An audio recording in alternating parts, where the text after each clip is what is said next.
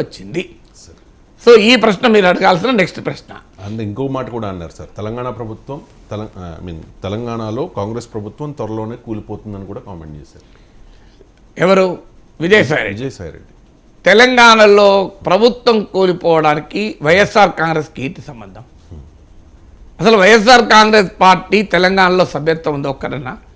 తెలంగాణ నుంచి నిష్క్రమించిన పార్టీ తెలంగాణలో కాంగ్రెస్ ప్రభుత్వం కూల్చడం పైన ఎవరి ప్రయోజనాల కొరకు మాట్లాడుతున్నాడు? విజయసాయిరెడ్డి రాజకీయ విశ్లేషకుడు కాదు. పోనీ రాజకీయ విశ్లేషణ చేసేందుకు ఆయన పార్టీ తెలంగాణలో లేదు. ఆయనకు ఏం సంబంధం? రాష్ట్ర 3 ఆయనకు మిత్రపక్షం అధికారికంగా ఎవరు లేరు తెలంగాణలో. సో ఆయన తెలంగాణలో ప్రభుత్వం కూలిపోతుందని బీఆర్ఎస్ నేతల లాగా జోస్యం చెప్పడంలో క్యా హై కుచ్ కుచ్ నహీ హై క్యా అనే క్వశ్చన్ వస్తా లేదా? అక్కడే సమస్య వస్తుంది. జగన్కు కేసీఆర్కున్న మైత్రి, వైసీపీ బీఆర్ఎస్లకున్న స్నేహం అనే చర్చ రాకుండా పోతుందా?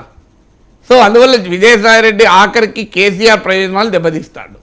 సో ఇప్పటికే తెలంగాణలో చర్చ నడుస్తుంది.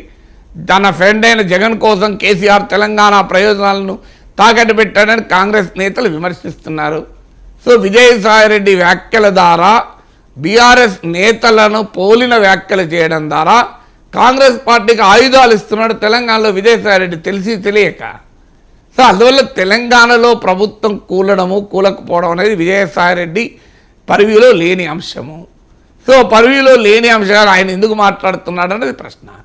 ఇక మరో ముఖ్యమైనటువంటి ప్రశ్న, ఎందుకు పార్లమెంట్లో విజయసాయిరెడ్డి కాంగ్రెస్ పార్టీని టార్గెట్ చేయాల్సి వచ్చింది?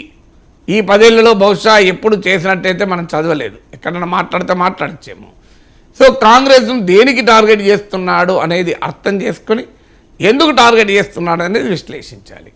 కాంగ్రెస్ పార్టీని ఏ విషయంలో టార్గెట్ చేస్తున్నాడు?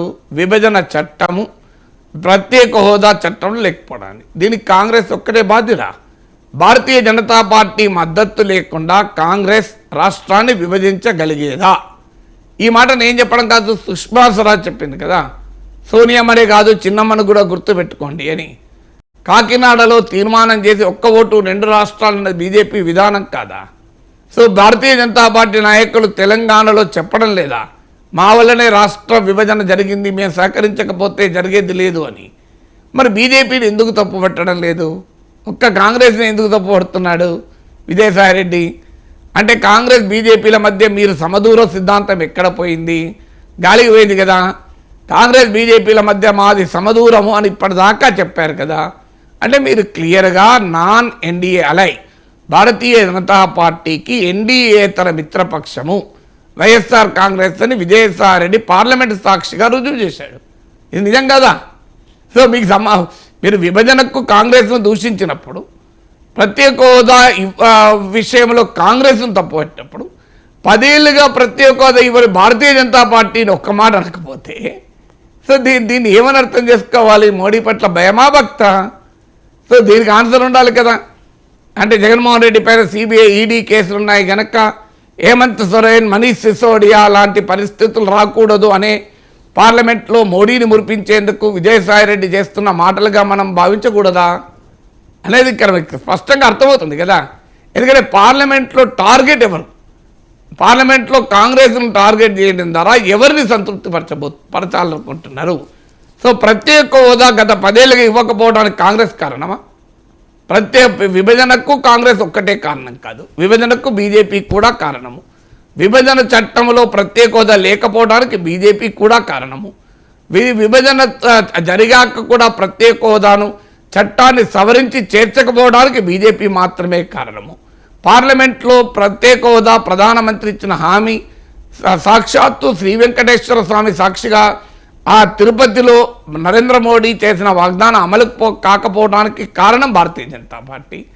సో దానికి విజయసాయిరెడ్డి బీజేపీని ప్రశ్నించకుండా కాంగ్రెస్ను మాత్రమే ప్రశ్నిస్తే బీజేపీతో ఉన్న అప్రకటిత రాజకీయ బంధాన్ని ఇది తెలియజేయడం లేదా? విశాఖ స్టీల్ ప్లాంట్ను ప్రైవేటీకరించడం పైన మాట్లాడని విజయసాయిరెడ్డి కాంగ్రెస్ పార్టీ పైన 10 ఏళ్ల తర్వాత విరుచుకుపడడం ద్వారా బీజేపీ దగ్గర కావాలనే ఒక ప్రయత్నంలో భాగం కాదా? వైఎస్ షర్మిల కాంగ్రెస్ పార్టీలో చేరి జగన్మోహన్ రెడ్డిని విమర్శిస్తున్న తరుణంలో కాంగ్రెస్ పైన ఆయనకు అదనంగా కోపం రావచ్చు, నేను అర్థం చేసుకోగలను. ఎందుకంటే కాంగ్రెస్ పార్టీ షర్మిలను చేర్చుకొని ఆమెకు రాష్ట్ర కాంగ్రెస్ పగ్గాలిచ్చి తమ నాయకుడైన జగన్మోహన్ రెడ్డికి ఇబ్బందికర పరిస్థితులు తెస్తున్నాడు అన్న కోపం విజయసాయిరెడ్డికి ఉండవచ్చు. అది రాజకీయ కోపం, దానికేం తప్పుపట్టాల్సిన అవసరం లేదు. కానీ ఆ రాజకీయ కోపాన్ని ప్రదర్శించడం ద్వారా రాజకీయ మైత్రిని, బీజేపీతో ఉన్న మైత్రిని కూడా వైఎస్ఆర్ కాంగ్రెస్ ప్రదర్శిస్తుంది కదా. సో అందువల్ల ఇవాళ ఆంధ్రప్రదేశ్లో ఉన్న విచిత్ర పరిస్థితి ఏంటంటే బీజేపీ ఇప్పటికీ వద్దనుకున్న తెలుగుదేశం జీవీఎల్ నరసింహారావు వాడిన పదం వాడాలంటే బీజేపీతో కలవటానికి వెంపర్లాడుతుంది. వైఎస్ఆర్ కాంగ్రెస్ పార్టీ బీజేపీతో పరోక్షంగా అంటకాగుతోంది. వీళ్ళందరూ కలిసి ప్రత్యేక హోదా సాధిస్తాం, ప్రత్యేక హోదా రాలేదు అని మాట్లాడితే జనంకి ఏమర్థం చేసుకోవాలి? రైట్ సార్, ఇంకా హోదా సెంటిమెంట్ ప్రజల్లో